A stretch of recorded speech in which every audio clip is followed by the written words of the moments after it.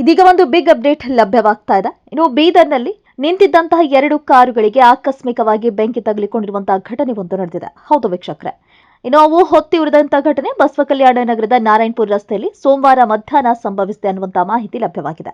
ಇನ್ನು ಯಾದಗಿರಿ ಜಿಲ್ಲೆಯ ಶಾಪುರ್ ತಾಲೂಕಿನ ಗೋಗಿಕೆ ಗ್ರಾಮದ ನಂದಿಕೇಶ್ವರ ಹಿರೇಮಠ ಹಾಗೂ ರಾಜಶೇಖರ್ ಬಿರಾದರ್ ಅವರಿಗೆ ಸೇರಿದಂತಹ ಕಾರುಗಳು ಇವಾಗಿವೆ.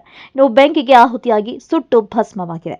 ಈ ವಿಡಿಯೋದಲ್ಲಿ ತಾವು ಗಮನಿಸಬಹುದಾಗಿದೆ. ಇನ್ನು ಸಂಬಂಧಿಕರ ನಿಶ್ಚಿತಾರ್ಥ ಕಾರ್ಯಕ್ರಮದ ನಿಮಿತ್ತಕ್ಕಾಗಿ ಗೋಗಿಕೆ ಗ್ರಾಮದಿಂದ ಬಸವಕಲ್ಯಾಣಕ್ಕೆ ಬಂದಿದ್ದಂತ ಅವರು ನಗರದ ನಾರಾಯಣಪುರ ರಸ್ತೆಯಲ್ಲಿರುವಂತಹ ಪೂಜಾ ಫಂಕ್ಷನ್ ಹಾಲ್ ಬಳಿ ಕಾರುಗಳನ್ನ ನಿಲ್ಲಿಸಿದ್ರು. ಇನ್ನು ಕಾರ್ಯಕ್ರಮಕ್ಕೆ ತೆರಳಿದ್ರು. ಇದೇ ವೇಳೆ ಕಾರುಗಳಿಗೆ ಆಕಸ್ಮಿಕವಾಗಿ ಬೆಂಕಿ ತಗುಲಿಕೊಂಡಿದೆ.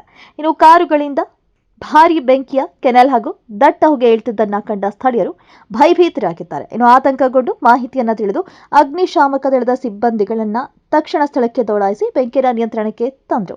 ಇನ್ನು ಘಟನೆಯಿಂದ ಯಾವುದೇ ಪ್ರಾಣಾಪಾಯ ಸಂಭವಿಸಿಲ್ಲ ಎನ್ನುವಂತಹ ಮಾಹಿತಿ ತಿಳಿದು ಬಂದಿದೆ. ಇನ್ನು ಬೆಂಕಿ ಕಾಣಿಸಿಕೊಂಡ ಕಾರಣ ಕುರಿತು ಹೆಚ್ಚಿನ ತನಿಖೆ ನಡೆಯುತ್ತಿದೆ. ಇಂತಹ ಮತ್ತಷ್ಟು ಅಪ್ಡೇಟ್ಸ್ಗಳಿಗಾಗಿ ನೋಡ್ತಾರೆ KP News 24/7. ಧನ್ಯವಾದಗಳು.